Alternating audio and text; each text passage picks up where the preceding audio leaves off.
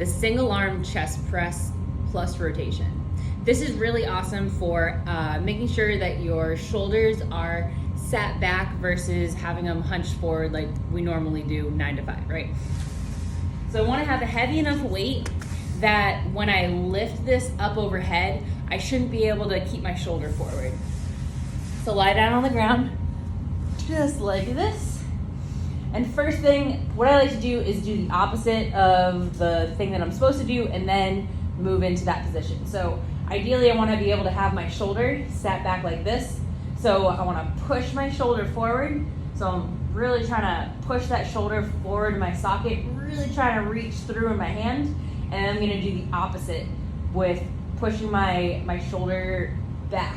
So I want to feel my shoulder blade lying flat on the ground. I almost feel like I'm like wider doing this, okay? So this is good positioning. This is if your shoulders push forward, okay? So push your shoulder all the way forward first, and then you're gonna sit it back. And we're gonna be here for doing our chest press, okay? So once you get that positioning down, we're gonna go ahead and grab our kettlebell. Like I said, heavy enough that you can feel the weight, but not so heavy that you feel like you're struggling under this, okay?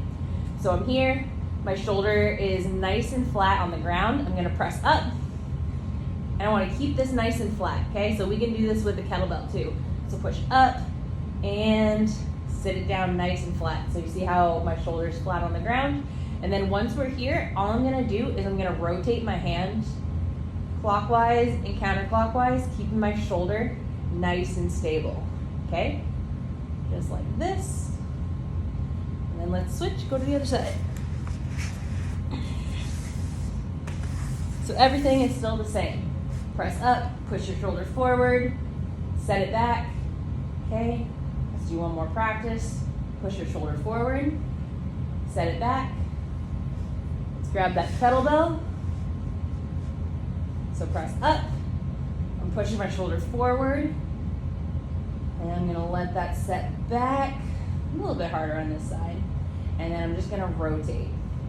Okay, so this is the motion that we're aiming for. Those pressing forward and back is just making sure that our shoulder is in the correct position for this.